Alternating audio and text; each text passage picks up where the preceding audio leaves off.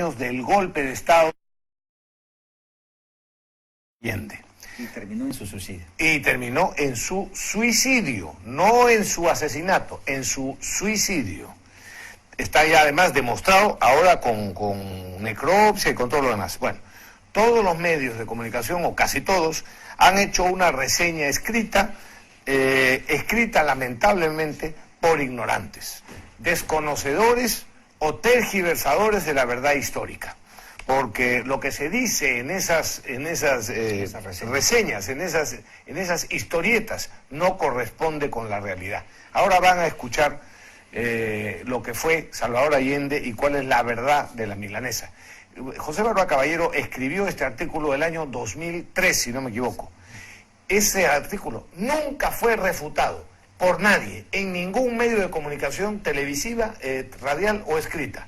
De manera que le he pedido a Pepe que haga un resumen de ese artículo porque cuenta la verdad de los hechos. Y fue reproducido en varios países, entre ellos en Chile, ¿no? Sí, efectivamente. Bueno, los sucesos de Chile que culminaron con el derrocamiento y suicidio de Salvador Allende tienen una historia muy distinta a como la cuentan los marxistas criollos y los intelectuales de opereta que tenemos en nuestro país. Hasta 1970... Chile era un país que había conquistado logros notables, como una raza homogénea, educación básica y media superior a la de cualquier país latinoamericano, y un parlamento que estaba entre los más antiguos del mundo.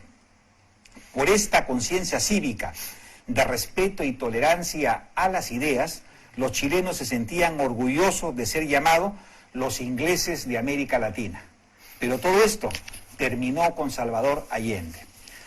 Para comenzar, no es cierto que Allende recibió una mayoría absoluta del voto popular como por ahí he leído. En las elecciones generales de 1970 solo obtuvo el 36.2% de los votos, contra el 34.9 o 35% de los votos de Jorge Alexandri y el 27.8% de Rodomiro Tomic.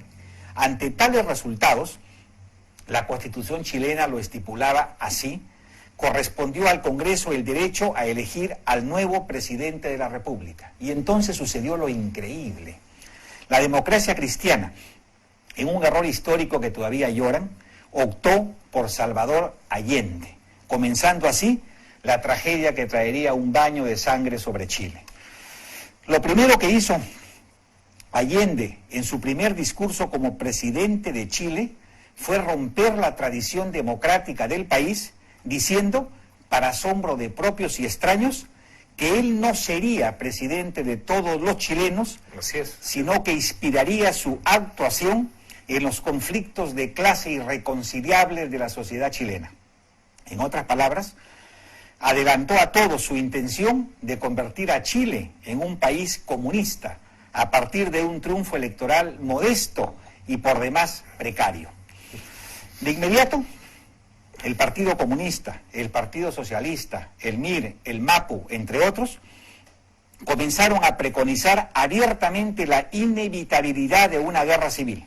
Con estos vientos cargados de incertidumbre, a nadie le llamó la atención que la inversión privada y extranjera se fuera a cero, como lo escuchan, y que a un año del gobierno de Salvador Allende, Chile tuviese que declararse insolvente y pedir una moratoria sobre su deuda externa.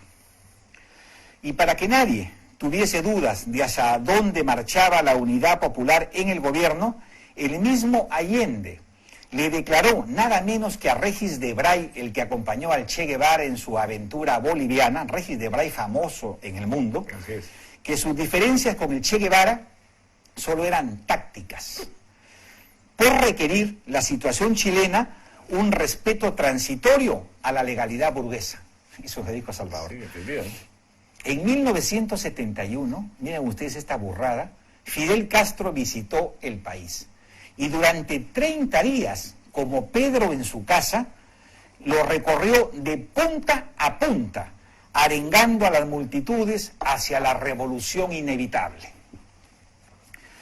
En 1972, Chile se convirtió en la meca de los Tupac Amaru, y de todos los extremistas de América Latina. Ese mismo año comenzaron a instalarse las famosas escuelas de guerrilleros y se inició la importación clandestina de armas de todo tipo, desde ametralladoras y bombas de alto poder explosivo hasta morteros y cañones antitanques de procedencia checa y soviética. Paralelamente, la Embajada de Cuba se transformó en un búnker con más de 300 diplomáticos acreditados. Para 1973, perdieron el control de los principales sindicatos industriales y mineros. Aún así, plantearon la sustitución del Congreso por una asamblea popular, como en Cuba, ¿no? Y la creación de tribunales del pueblo, como en Cuba, de los cuales algunos llegaron a funcionar. Asimismo, pretendieron transformar el sistema educativo para convertirlo en un instrumento de concientización marxista. Los diarios, los famosos diarios históricos, La Tercera y El Mercurio, diarios democráticos, fueron clausurados por el demócrata Salvador Allende. Frente a tales hechos, la Iglesia abandonó su neutralidad y la Corte Suprema de Justicia, por unanimidad, censuró al gobierno por el atropello sistemático de la legalidad vigente. La Contraloría rechazó por ilegales innumerables resoluciones del Poder Ejecutivo. En un acto insólito, el presidente Allende se negó a promulgar las reformas constitucionales del Congreso y persistió en esta actitud a pesar de sucesivos mandatos judiciales. De aquí la opinión del expresidente demócrata cristiano Frei, quien dijo: el gobierno minoritario de Unidad Popular estaba resuelto a instaurar una dictadura totalitaria y estaban dando todos los pasos para llegar a esta situación.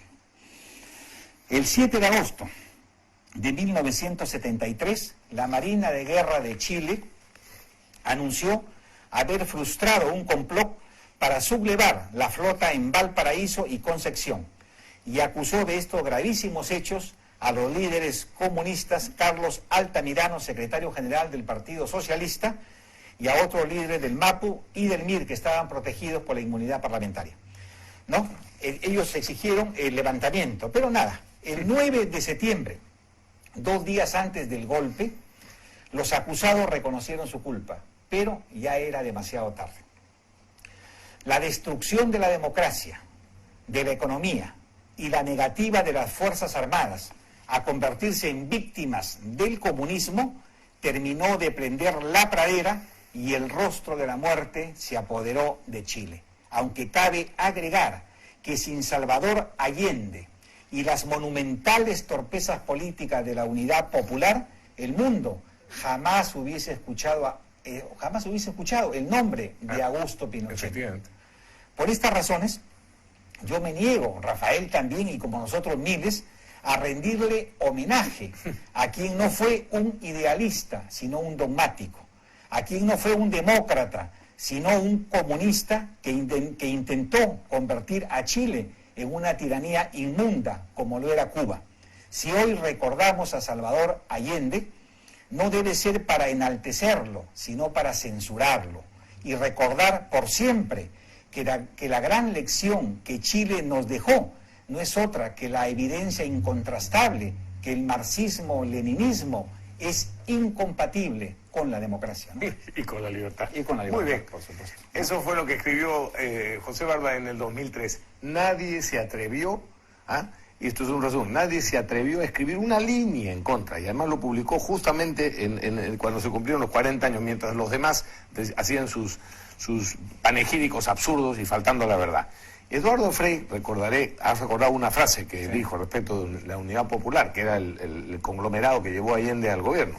Pero adicionalmente, después del golpe militar, el señor Eduardo Frei, el expresidente chileno, dijo: la democracia en Chile no la mataron los militares, ya se moría sola y la remató Salvador Allende.